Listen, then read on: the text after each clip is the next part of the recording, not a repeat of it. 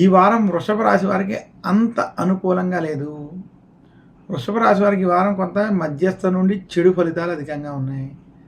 వృషభ రాశి వారికి విశేషంగా ఈ వారం జన్మ రాశిలో బృహస్పతి సంచరించడం, వ్యయస్థానంలో రవి శుక్ర బుధుల ప్రభావం, అలాగే చంద్రుడు మరియు ఇతర గ్రహాల పరిస్థితిని చూసుకున్నట్లయితే ఈ వారం వృషభ రాశి వారికి ఖర్చులు అధికంగా అవడం, పనులందు చికాకులు టెన్షన్లు అధికంగా ఉండడం కనబడుతుంది.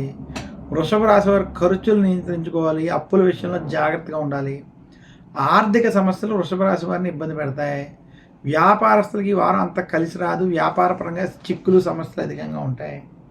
ఇక వృషభ రాశి రైతాంగం, సినీ రంగం వంటి రంగాల్లో ఉన్నటువంటి వారికి ఈ వారం అంత అనుకూలంగా లేదు. మధ్యస్థ ఫలితాలు, చెడు ఫలితాలు కొంచెం అధికంగా ఉన్నాయి.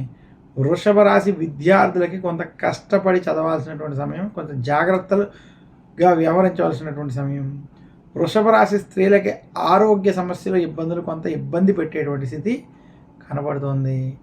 మొత్తం మీద వృషభ రాశి వారికి ఈ వారం విశేషంగా మధ్యస్థ నుండి చెడు ఫలితాలు కొంత అధికంగా ఉన్నాయని తెలియజేస్తూ, వృషభ రాశి వారు సూర్యాష్టకం వంటివి చదువుకోవడం, సూర్యుడిని ఆరాధించడం, నవగ్రహ పీడాహార స్తోత్రం వంటి స్తోత్రాలను పఠించుకోవడం వల్ల కొంత మరింత శుభ ఫలితాలు పొందేటువంటి స్థితి ఉన్నది.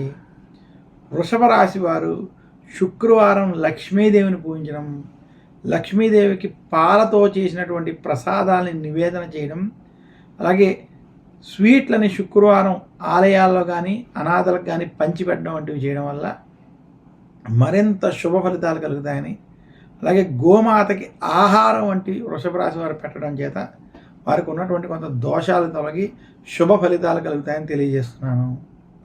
తదుపరి మిథున రాశి ఫలితాలు ఇప్పుడు చూద్దాం.